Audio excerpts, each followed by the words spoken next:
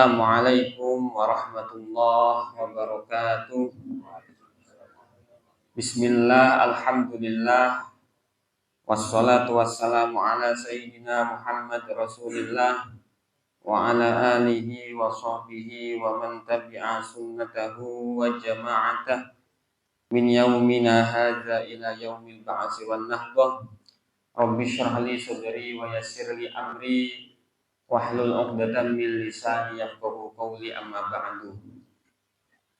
Yang sama-sama saya hormati, saya muliakan DKM Masjid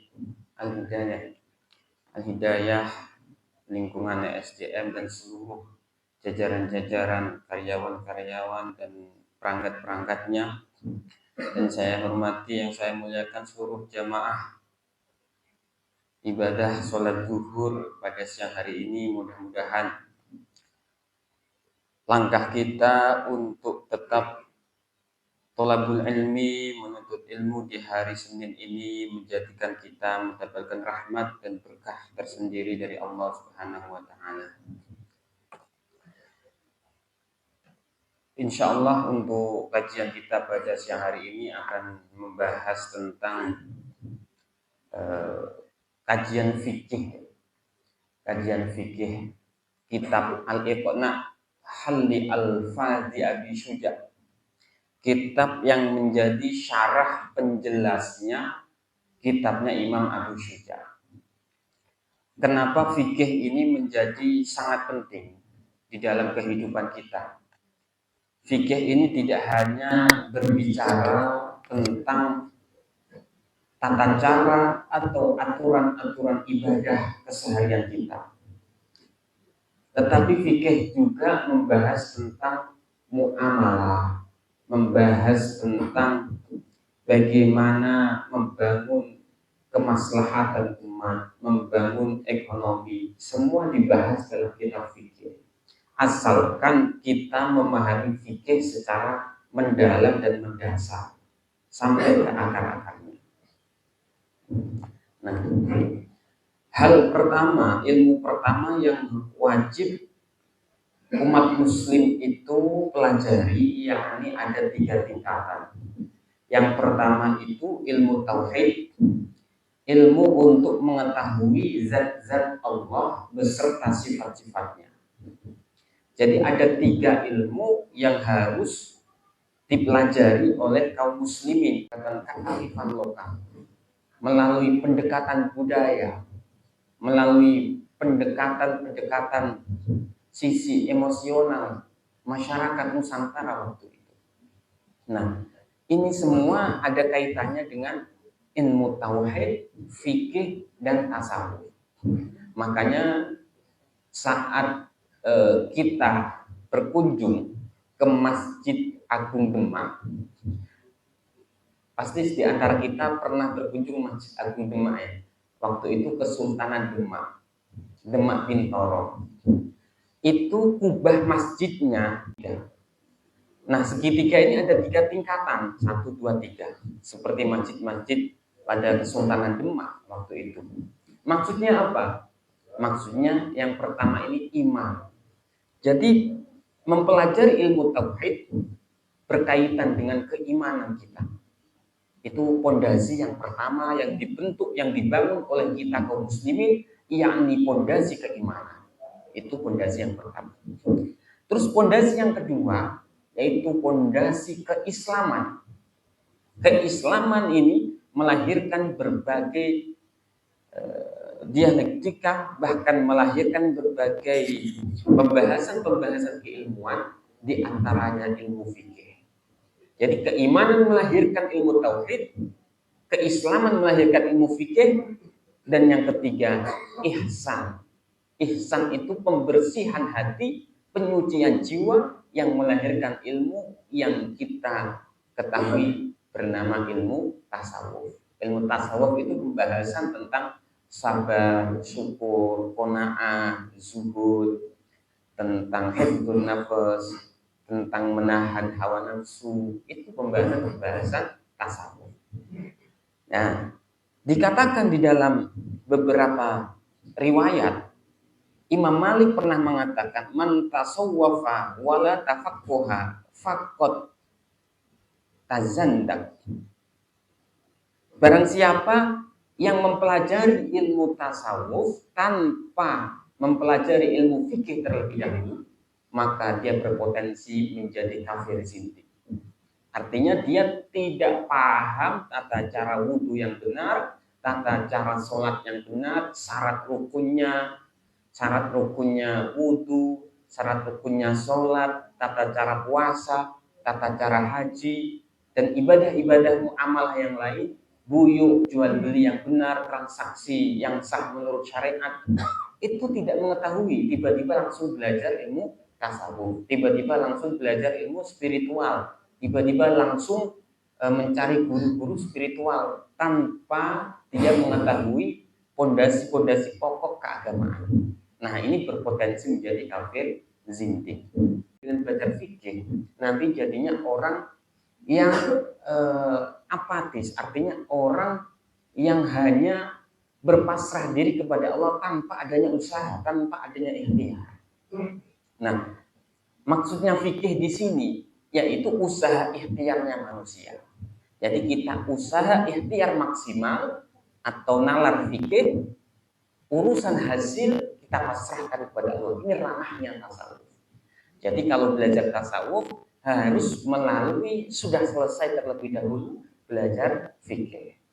Nah, ini sebaliknya, man tafaqquha wala tasawwafa faqad tafassaq.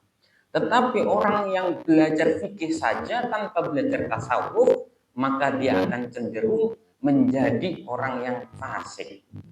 Artinya ketika hanya belajar fikih saja, maka akan cenderung menjadi orang yang keras. Taunya hukum itu hanya hitam putih, Pak. Hukum itu hanya tahu hitam putih, kalau nggak halal ya haram. Nah, ini tanpa diimbangi dengan tasawuf. Padahal hukum itu ada banyak. Hukum itu ada sunnah, ada mubah, ada mandub, terus ada khilaful aula. Nah, ini fikih, fleksibilitas fikih ini menjadikan kehidupan kita semakin berperadaban ketika benar-benar mengkaji dan mendalami betul ilmu fikih. Nah, terus ada turunan lagi, ilmu fikih ada turunannya kaidah qaidul fiqhiyah, kaidah-kaidah fikih dan lain sebagainya. Kaidah fikih ini juga mampu menjawab problem-problem sosial. Jadi fikih itu tidak hanya membab babul wudu, bab sholat, babul saum, bab puasa, babul buyuk, bab jual beli, babul iktisad, bab tentang ekonomi. Bukan hanya seputar itu, nanti jadinya ekonomi syariah itu sumbernya dari fikih. Kalau kita benar-benar mendalami betul ilmu fikih. Jadi yang asalnya tekstual kemudian menjadi kontekstual, menyesuaikan dengan kondisi zaman. Begitu. Misalnya bagaimana hukumnya ketika ada seorang militer atau tentara tugas di hutan dan hanya ada makanan yang diharamkan di dalam syariat. Misalnya tidak ada makanan satupun, hanya ada ular atau hanya ada hewan-hewan buas yang dilarang. Bagaimana hukumnya?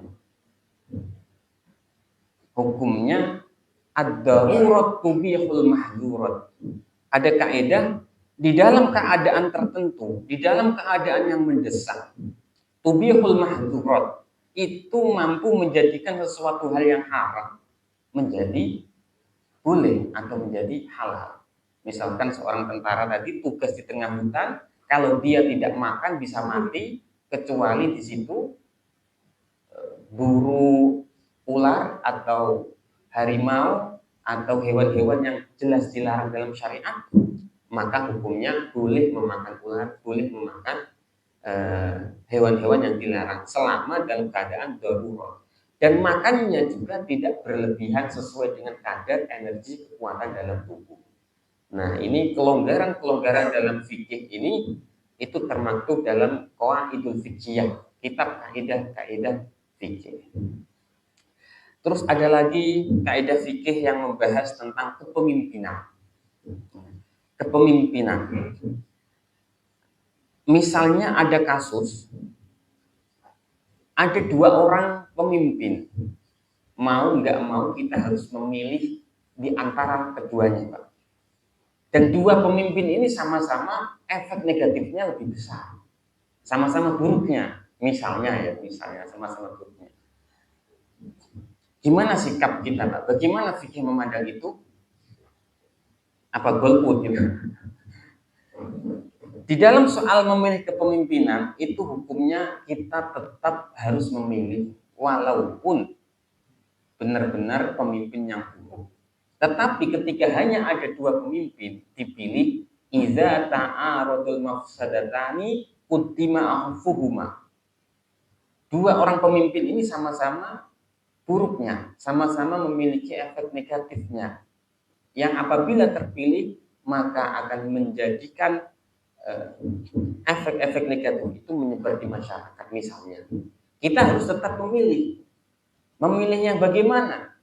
Akhaffuhuma ad-darurat, yaitu memilih yang efek negatifnya lebih minim, lebih sedikit atau lebih mendingan.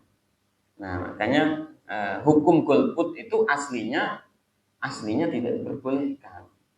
Karena kita mau nggak mau harus tetap memilih seorang pemimpin. Situna sanatan, ada salah satu maqalah mengatakan situna sanatan 60 tahun biwairi sultanin bisultanin zalimin, 60 tahun dengan kepemimpinan pemimpin yang zalim itu lebih bagus, lebih baik daripada satu hari tanpa adanya pemimpin. Nah, ini dijelaskan di dalam kitab Al-Ahkam As-Sultaniyah. Ini ada kitab-kitab yang spesifik membahas tentang negara ideal, tentang pemimpin ideal dan lain sebagainya. Nah, ini termaktub semua di dalam kitab kaidah-kaidah fikih. Qala al-mu'allif rahimahullahu taala wa nafa'ana bihi wa bi ulumihi fid dharaini amin. Nah, terus lanjut lagi ada salah satu kaidah yang menjawab beberapa hal terkait misalnya kullu syari'ah kulluha masolih. Segala hukum-hukum yang termaktub dalam kitab fikih itu hakikatnya semua itu mengandung unsur kemaslahatan.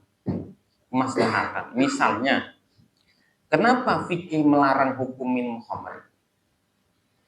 Alasannya kenapa? Kenapa di dalam fikih sangat keras melarang minum khamr?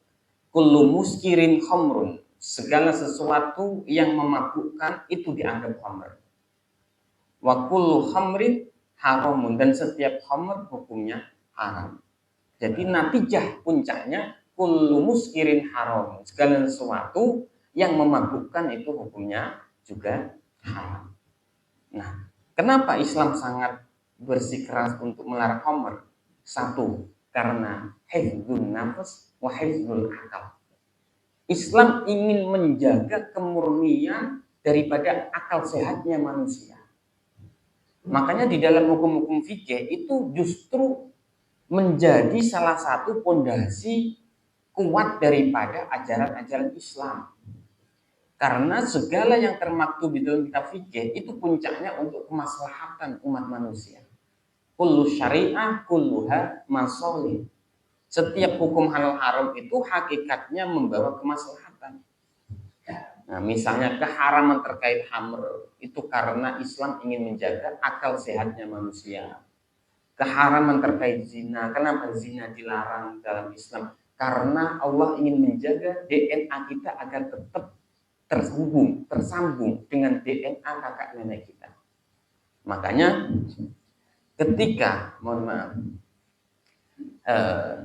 ketika sudah terlanjur, ya, misalnya ketika sudah terlanjur ada anak terlahir, na'udzubillah min dzalik, dari hasil perzinahan, maka ketika sudah dewasa, anak itu waktu dinikahkan itu harus memakai wali hakim. Tidak boleh memakai orang tuanya. Karena statusnya sudah bukan orang tua asli sambungan DNA. karena tidak melalui jalur pernikahan yang sah. Maka dari itu memakainya misalnya di KUA serahkan kepada wali hakim. Kalau memang anak itu terlahir dari mohon maaf dari hasil perzinahan misalnya, harus memakai wali hakim. Tidak sah hukumnya kalau memakai wali kedua orang tua. Karena statusnya di dalam Islam sudah tidak menjadi orang tua aslinya. Karena lahir bukan dari akad nikah yang disahkan oleh ajaran agama. Nah, ini. Terus ada beberapa hal lagi yang terkait dengan hukum-hukum fikih yang membawa kemaslahatan. Ada hukum kenapa di dalam fikih itu laki-laki dilarang untuk memakai sesuatu gelang atau kalung yang terbuat dari emas atau perak. Ada yang tahu alasannya ini, Pak? Kenapa laki-laki tidak boleh memakai kalung atau gelang yang terbuat dari emas, sedangkan perempuan boleh? Ada yang tahu alasannya? Sebelumnya sudah tahu nggak kan bahwasanya hukum memakai kalung atau gelang bagi laki-laki itu tidak boleh, tetapi bagi perempuan boleh. Kenapa? Karena di dalam babul awani, bab yang menjelaskan tentang kalung atau gelang yang terbuat dari emas, itu hikmah di balik syariatnya itu diantaranya efek daripada emas yang bersentuhan dengan kulit pori-pori kita itu akan menjadikan salah satu penyakit tertentu, di antaranya Alzheimer. Ada penyakit namanya Alzheimer. Penyakit Alzheimer itu di antaranya salah satu sebabnya efek negatif daripada bahan yang terbuat dari emas atau perak. Misalnya kita pakai gelang atau kalung yang terbuat dari emas. Sedangkan laki-laki kenapa tidak boleh? Karena laki-laki tidak mengalami namanya haid atau menstruasi. Pernah nggak laki-laki menstruasi? Nggak ada, Pak, jarangnya laki-laki haid itu. Dan perempuan kenapa dibolehkan? Kan aneh ini hukumnya. Perempuan kenapa dibolehkan memakai kalung gelang emas? Karena efek negatif daripada emas yang merusak tubuh wanita itu keluar bersamaan dengan keluarnya darah haid. Makanya darah haid itu agak semu-semu hitam. Karena sebagian para ulama menganggap darah haid ini diantaranya ada sebagian darah penyakit. Efek daripada emas ini keluar bersamaan dengan darah haid. Makanya di fikih, di Islam dilarang bagi laki-laki menggunakan kalung atau gelang emas. Nah, ini hebatnya syariat-syariat kita dalam fikih, luar biasa. Terus ada lagi, kenapa saat kita masuk ke WC atau pulang kamar mandi, kok waktu masuk disarankan untuk memakai kaki kiri dulu? Kan aneh itu. Sedangkan Nabi Muhammad itu menyukai mendahulukan segala sesuatu yang bersifat kanan saat masuk masjid, saat memakai sandal, saat menyisir rambut, anggota-anggota at-tayammun, anggota-anggota yang kanan. Tetapi saat masuk ke kamar mandi, kita disunahkan masuk dengan kaki kiri terlebih dahulu, kemudian keluar dengan kaki kanan. Kan sebaliknya. Nah, kalau orang-orang mau berpikir secara fikih, seharusnya bertanya, kenapa Rasulullah menganjurkan itu? Karena di antara salah satu efek menggerakkan kaki kiri terlebih dahulu ke pola atau ke WC, itu sarafnya itu langsung nyambung kepada empedu dan pencernaan dalam tubuh manusia. Sehingga ketika masuk kaki terlebih dahulu kaki kiri, potensi untuk jatuh itu sangat minim. Makanya banyak sekali orang-orang jatuh dari kamar mandi, penyakitnya itu lama sakitnya. Dan biasanya nggak lama itu meninggal, alhamdulillah. Sebabnya apa? Misalnya kita punya tetangga jatuh dari kamar mandi, kan kelihatan hal sepele. Tapi di dalam fikih, di dalam Islam itu diatur mulai dari kita bangun tidur sampai menjelang tidur ada aturannya. Kalau kita berpikir secara tekstual, Islam banyak aturannya. Padahal bukan itu. Justru Islam ingin membuat kemaslahatan kepada umatnya. Ada hikmah di balik setiap aturan-aturan yang diterapkan oleh Kanjeng Nabi Muhammad SAW. Di antaranya itu. Sehingga potensi untuk jatuh di kamar mandi, potensi untuk kita jatuh di kamar mandi itu kecil saat kita menjalankan itu sesuai dengan sunnahnya Nabi Muhammad. Sama juga kenapa Nabi itu menganjurkan ketika ditanya salah seorang sahabat, "Ya Rasulullah, kenapa engkau tidak pernah sakit selama sepanjang hidup?" Jadi Nabi Muhammad itu sepanjang hidupnya tidak pernah sakit, kecuali menjelang beliau wafat. Nabi Muhammad tidak pernah sakit. Ditanya, "Kenapa Rasulullah? Apa resepnya?" Nabi Muhammad menjawab, "Kami ini kaum yang ketika mau makan, artinya tidak makan sebelum benar-benar lapar dan berhenti makan sebelum kenyang." Sederhana. Ini resep sehat itu makanlah setelah lapar dan berhenti makan sebelum kenyang.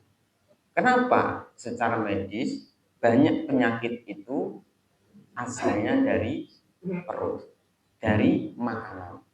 Ketika banyak makanan apa saja masuk ke dalam perut, potensi banyak penyakit. Ada yang kolesterol, ada yang asam urat, ada yang darah tinggi, darah rendah, ada yang apa misalnya.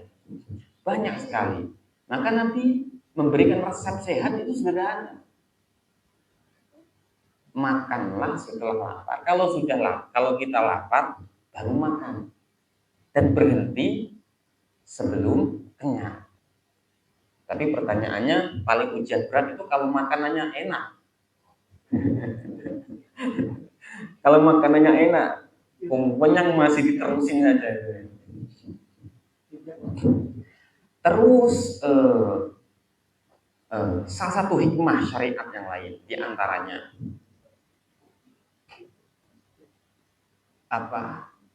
mohon maaf, buang air kecil sambil berdiri sama jongkok. Nah, di dalam fikih itu tuntunannya Nabi Muhammad itu sunnahnya kita kencing sambil jongkok dan buang air besar sambil jongkok. Karena ketika orang itu sambil berdiri ketika kencing, potensi tidak akan bersih saat bersuci. Pasti ada sisa-sisa yang agak kerasa. Ada sisa-sisa yang agak kerasa, misalkan kencing sambil berdiri atau lain sebagainya. Dan buang air besar sambil jongkok itu lebih menyehatkan daripada buang air besar sambil duduk. Tapi teori-teori modern kan enggak berseberangan. Kita pakai teori nubuwah apa pakai teori modern? Begitu pertanyaannya. Atau pakai teori modern? Kita percaya teorinya Nabi, teori nubuwah, kesehatan ala Nabi. Apa teori modern? Sambil jongkok sama sambil duduk buang air besar. Itu lebih menyehatkan sambil jongkok. Dan saat buang air besar atau buang air kecil itu disunahkan untuk berdehem. Biasanya kan ahem gitu ya. Kenapa seperti itu? Kenapa aturannya Nabi seperti itu? Karena untuk mengeluarkan sisa-sisa air yang masih tersisa di dalam perut kita. Jadi kalau dehem itu efek syaratnya itu mengeluarkan sisa-sisa itu. Ini hebatnya kenapa syariat Islam itu sangat banyak dan kompleks sehingga mengatur seluruh konteks kehidupan umat manusia. Nah, tidak hanya seputar bidang kesehatan, tapi bidang ekonomi juga. Nabi itu jangan dikira hanya bertugas menyampaikan risalah dakwah saja. Nabi itu juga pebisnis. Nabi juga ahli strategi dagang. Makanya ketika Nabi Muhammad hijrah dari Mekah ke Madinah, hal pertama yang dibangun Nabi itu membangun apa? Nabi Muhammad saat pertama kali hijrah membangun apa? Masjid. Yang kedua membangun apa? Pasar. Membangun pasar. Kenapa? Karena fondasi dakwah keagamaan tidak akan kuat tanpa diimbangi fondasi ekonomi yang kuat. Tanpa diimbangi fondasi ekonomi yang kuat. Makanya agama menyuruh zuhud. Zuhud itu bukan berarti tidak suka dunia, tidak. Zuhud itu dunia kita kejar, tetapi hanya ada di tangan, bukan di hati. Gitu. Itu namanya zuhud. Zuhud bukan berarti kita hidup nggak punya, bukan. Kita berkelimpahan, tetapi hati kita tidak bergantung pada itu semua. Asy-Syaikh Al-Imam Abil Hasan Asy-Syadzili, seorang wali besar yang kelasnya hampir menyamai Sayyidina Syekh Abdul Qadir Al-Jailani, pemimpin para wali. Beliau itu Imam Abul Hasan Asy-Syadzili itu sangat kaya raya, wali tapi sangat kaya raya. Bahkan beliau punya istana besar sekali, punya banyak kuda. Waktu itu ada seorang murid mau nyantri ke Imam Abul Hasan Asy-Syadzili. Disarankan oleh gurunya, kalau kamu mau mencari ilmu, carilah ke Imam Abul Hasan Asy-Syadzili. Saat datang baru di depan gerbang rumahnya, lihat Syekh Abul Hasan Asy-Syadzili itu kok berlimpah kayak gini. Katanya seorang ulama besar, karena seorang sufi, seorang yang zuhud. Istilahnya kalau kita kok berduniawian gitu. Katanya mengajarkan tentang kezuhudan, kok realitasnya kok berseberangan. Mengajar tentang zuhud, qanaah, menerima adanya. Imam Abul Hasan Asy-Syadzili tidak memberikan nasihat. Imam Abul Hasan Asy-Syadzili kemudian menyuruh santri itu, sini wahai santri, kamu naik kuda saya, delman kalau sekarang, sambil membawa satu gelas air. Jadi satu gelas air itu disuruh dibawa oleh santri itu sambil naik kuda. Syekh Abul Hasan Asy-Syadzili menaiki kuda dan santrinya itu mengelilingi istananya Syekh Abul Hasan Asy-Syadzili. Dengan syarat, santri itu dikasih syarat. Syaratnya sepanjang perjalanan tidak boleh satu tetes pun air tumpah dari gelas. Jadi naik kuda, muter istana, dengan syarat satu tetes pun tidak ada yang tumpah dari gelas. Kemudian Imam Abul Hasan Asy-Syadzili menguji santri itu. Keliling, setelah sampai di garis finishnya, santri itu bertanya, kenapa? Wahai Syekh, saya disuruh untuk memegang gelas ini hingga tidak melihat gemerlapnya dunia Syekh Abul Hasan Asy-Syadzili. Syekh Abul Hasan Asy-Syadzili menjawab, wahai santriku, kamu tahu logika ibarat orang yang berkelimpahan secara duniawi itu belum tentu hatinya itu terpaut atau bergantung kepada dunia. Tetapi gelas air yang ada di gelas itu ibarat hatimu selalu tertuju pada Allah. Hatimu kosong dari dunia tetapi tertuju pada Allah. Sedangkan secara zahiriyahnya kamu dikelilingi dengan dunia. Nah, jadi jangan suudzon dulu, Pak. Kalau kita ketemu kiai, ketemu ulama yang mengajarkan zuhud, yang sufi, tetapi berkelimpahan, jangan suudzon dulu. Katanya zuhud, enggak. Banyak contoh-contohnya. Artinya hatinya kosong dari dunia, hanya Allah isinya, zahiriyahnya berlimpah. Seperti Syaikhul Hasan Asy-Syadzili. Tetapi ada juga jalur sufi yang zuhudnya menolak dunia. Nah, ini pentingnya kita mengaji fikih untuk menyelesaikan berbagai problematika umat, problematika sosial, problematika politik, problematika ekonomi dan lain sebagainya. Terus fikih dalam menjawab problem ekonomi. Di dalam Kitabul Buyu, di dalam kitab yang membahas tentang transaksi jual beli, itu di antara syarat transaksi atau keadilan dalam pasar itu harus dengan barang-barang yang sifatnya tidak buruk. yang sifatnya tidak guru. Artinya tidak guru itu apa? Artinya barangnya jelas, barangnya ada. Nah, terus pertanyaannya, sekarang ini banyak orang bayar pakai QRIS, atau misalnya di mall, di supermarket itu bayar lewat kartu ya. Ada yang lewat handphone tanpa uang cash dan sebagainya misalnya. Padahal syarat sahnya jual beli ada sewatul buy, ada sewot, akad saya membeli dan yang penjualnya saya menjual gitu. Terus bagaimana fikih menjawab isu-isu kontemporer dengan kemajuan zaman seperti ini? Tetap sah atau enggak transaksi kita? Di dalam hukum fikih itu, ketika membeli sesuatu, itu bayar terlebih dahulu, baru barangnya boleh kita manfaatkan. Misalnya kita di warung, kita bayar dulu, baru boleh makan. Tetapi kan kita enggak. Pak, makan Pak. Di warteg misalnya ya. Makan dulu baru bayar. Makan dulu baru bayar. Padahal hukum fikihnya enggak gitu. Tapi bagaimana Imam Syafi'i melihat itu? Hukumnya bagaimana? Dengan kondisi kemajuan zaman seperti ini, apakah fikih tetap relevan? Tetap relevan fikih.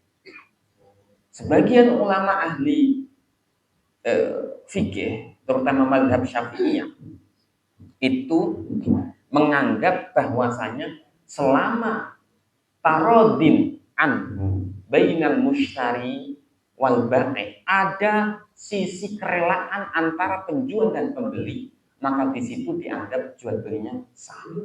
Artinya kalaupun kita makan terlebih dahulu belum bayar, baru bayar setelah makan, ada unsur kerelaan, keridoan dan urfan sesuai dengan konteks tradisi budayanya. Kalau tradisi budayanya di sini misalkan makan dulu baru bayar, ya disesuaikan. Begitu, disesuaikan, maka hukumnya tetap sah. Jual beli pakai QRIS hukumnya tetap sah karena selama ada unsur keridoan antara si penjual dan pembeli, walaupun di situ tidak ada sewot atau kata-kata saya menjual dan saya membeli. Nah, inilah hebatnya fikih. Dan di dalam fikih juga membahas tentang pemerataan ekonomi. Ada orang menjual segala jenis barang. Kalau secara syariat itu nggak boleh. Segala jenis barang itu ada semua di situ gitu. Jualan gas iya dijual, tabung terus air galon juga dijual, sembako jual, alat-alat rumah tangga juga jual, semua jenis barang dijual di situ. Istilah ekonomi itu memonopoli. Di dalam fikih itu tidak boleh memonopoli produk. Kenapa? Karena fikih melihat dibagi pemerataan ekonominya. Mungkin tetangga kita ada yang ingin jualan bagian tabung gasnya. Tetangga yang satu ada yang ingin jualan bagian galon airnya. Tetangga yang satu ada yang ingin jualan sembakonya. Ini hebatnya fikih, pemerataan ekonomi. Jadi ekonomi biar tidak dikuasai hanya segelintir orang saja. Ini ekonominya Kanjeng Nabi Muhammad SAW. Makanya orang-orang didikan Rasulullah itu hebat-hebat dalam hal ekonominya. Di antaranya Abdurrahman bin Auf, Utsman bin Affan. Makanya di dalam Islam ada wakaf, infak, sedekah, zakat. Zakat diberdayakan biar apa? Pemerataan ekonomi biar merata, keadilan ekonomi biar merata. Jadi orang berkesempatan ingin jualan itu ada. Nah, inilah hukum-hukum fikih mengatur semuanya. Kalau kita mau ikut hukum-hukum fikih ini sangatlah efektif. Qala al-mu'allif rahimahullah ta'ala wa nafa'ana bihi wa bi ummi fid darain amin. Terus pertanyaannya, kenapa Indonesia ini tidak dibikin negara Islam? Cocok apa enggak Indonesia bikin negara Islam? Tidak cocok. Kenapa tidak cocok? Karena konteks sosial masyarakatnya berbeda dengan negara Timur Tengah. Berbeda dengan negara Timur Tengah. Di Timur Tengah itu hanya ada hubbuddin, cinta agama, tanpa ada cinta negara. Coba di Timur Tengah itu sukunya ada berapa?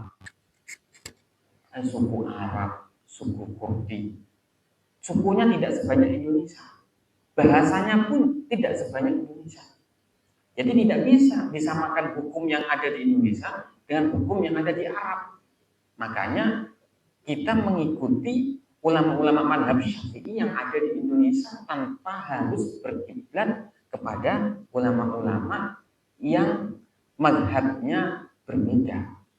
Karena konteks Indonesia ini mazhabnya mazhab Syafi'i. Nah, Arab itu sebagian mazhabnya Maliki. Ada Maliki, ada Hanafi, sebagian Hambali.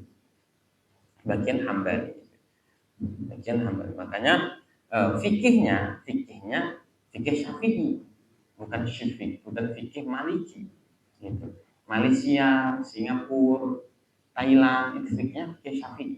Karena konteksnya kita di negara yang mayoritas Syafi'iyatul mazhab. Mazhabnya mazhab Syafi'i. Nah, waktu ada cerita, waktu Bung Karno itu sering ketika ada persoalan negara yang rumit dan belum menemukan solusi, beliau datang ke rumahnya Kiai Wahab Hasbullah di Tambak Beras di Jombang, Jawa Timur. Jadi sering kali Bung Karno itu meminta nasihat ke Wahab Hasbullah untuk keputusan-keputusan penting negara. Di antaranya seputar nasionalisme bangsa. Bung Karno bertanya, bahwa apakah nasionalisme itu bagian dari Islam? Bahwa Hasbullah menjawab, nasionalisme itu bagian dari ajaran Islam jika ditambahi bismillah. Dan setiap orang Islam yang mempelajari keilmuan Islam dengan betul-betul mendalam keislamannya, otomatis akan nasionalis. Makanya kita kenal hubbul waton minal iman. Cinta tanah air, cinta negara merupakan bagian daripada iman.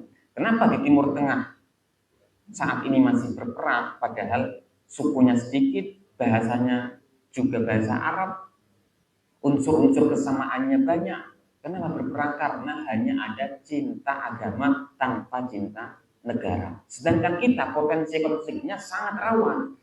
Banyak sukunya, banyak agamanya, banyak budayanya, tapi tetap terjaga. Nah, karena para ulama Nusantara ini sangat memahami betul konteks sosial bangsanya dengan konteks fikih yang harus dipakai. Nah, ini hebatnya ulama-ulama Nusantara kita. Dan banyak sekali di Aceh dari Syekh Nuruddin Ar-Ramiri, kemudian di Kalimantan ada Syekh Arsab Al-Bajari gitu. Ya. Baik, itulah prolog pembukaan daripada pentingnya kita belajar fikih dan fleksibilitas hukum-hukum fikih dalam menjawab berbagai persoalan problem-problem umat dan membahas tentang hukum-hukum yang memang wajib kita ketahui, baik tentang ibadah keseharian, tentang muamalah ataupun hukum sosial, politik, ekonomi, dan budaya dan lain sebagainya. Inilah yang dimaksud al-fiqh as-salih li kulli zaman wa makan. Fikih itu relevan sepanjang zaman dan tidak akan terkekang oleh zaman. Selalu relevan, selalu kontekstual sesuai dengan perkembangan zaman.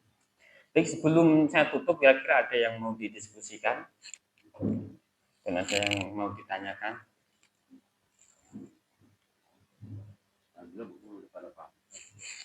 Berarti sudah pada paham, alhamdulillah. Sudah pada paham, alhamdulillah. Berarti sudah banyak ilmunya. Ya, lanjut kerja karena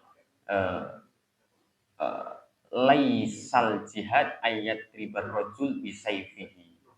Tidaklah dinamakan jihad seseorang yang berperang di jalan Allah. Innama jihad man ala waladahu. Yang dinamakan jihad orang-orang yang berjuang mencari nafkah, bekerja untuk kedua orang tuanya, walidayhi, dan untuk anak-anaknya. Nah, bapak-bapak di sini termasuk kalau bekerjanya dengan niat benar karena Allah, itu sudah termasuk jihad. Jadi semua ada bidangnya masing-masing, ada bagiannya masing-masing. Dan insya Allah lelah kita dalam bekerja akan menjadi lillah. Amin ya rabbal alamin. Syukran katsiran wa dumtum fil khair. Wallahu muwaffiq ila aqwamit thoriq. Assalamualaikum warahmatullahi wabarakatuh. Al-Fatihah. Bismillahirrahmanirrahim. Alhamdulillahirabbil alamin. Iyyaka na'budu wa iyyaka